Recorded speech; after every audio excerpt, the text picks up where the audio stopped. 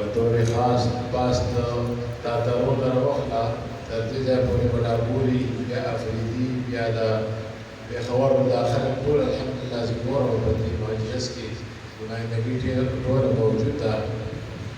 تاسو ټول ستاسو د خدای پاک جل جلاله دلته ناست ده، دلته حاضري په خپل لوی دربار کې قبول کړه.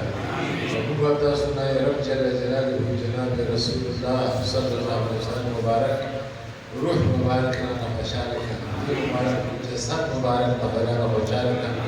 او الحمدلله زموږ دا ایمان دی، دا عقیده ده، په دې باندې موږ چې کوم مجلس ته ځو یا کوم مجالس کې تاسو ته هم دا ګزارش دی چې تاسو دا ونه وایئ چې موږ دلته حضور علیه السلام مبارک په یاد یو مجلس کې ناست یو او دا پته نه شي چې موږ او ستاسو دې مجلس ته به حضور علیه السلام مبارک خبر وي که نه به وي خبر.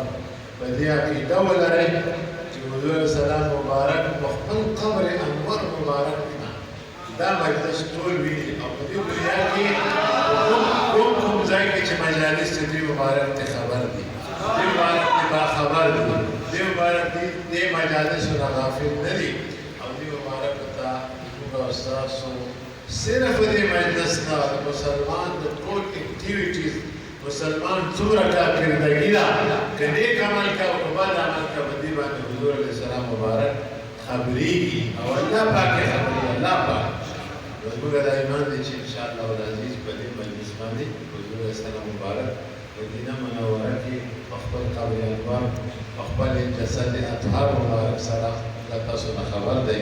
خدای پاک دې وکړي چې دا زموږ او ستاسو حاضري د ده مبارک په دربار کې قبوله شي او بیا دا قبولیت ته خدای پاک جل جلاله په خپل دربار کې قبول کړه.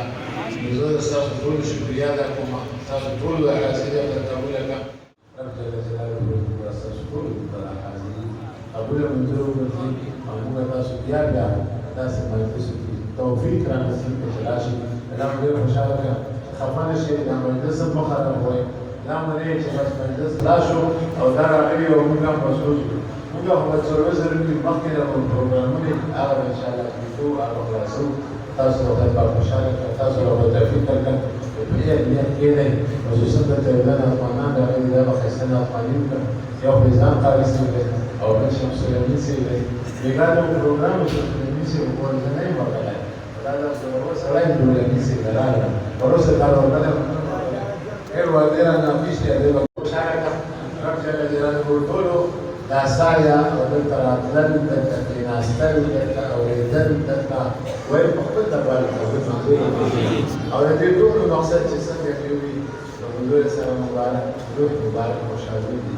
دا مبارک روح د خیر رانه خوشحاله کړي، دې مبارک روح چې رانه خوشحاله اوسې بس هڅه همسري ده چې څه کې الله پاک په څه خوشحالېږي هغه لارې جنات فرمایي چې څوک ما خوشحالي ما حضرت رسول الله صلی الله علیه وسلم خوشحاله کړه، څوک ما اطاعت کړه د حضور علیه السلام مبارک اطاعت یې وکړه، څوک ما فرمانبرداري کړه د مبارک یې وکړه. الله پاک موږ تاسو کې د الله فرمانبرداري، الله اطاعت او د رسول الله صلی الله علیه وسلم مبارک سره بې کچه مینه پیدا کړه. الله مینه کې زموږ اساسو مرګ نصیب کړه او ژوند هم پرې نصیب کړه او رب جل جلاله د زموږ اساسو د مجلس په خاطر ډېرې ماتې بڼې دي، ډېرې کمزورۍ دي، ډېرې نیمګړتیاګانې دي.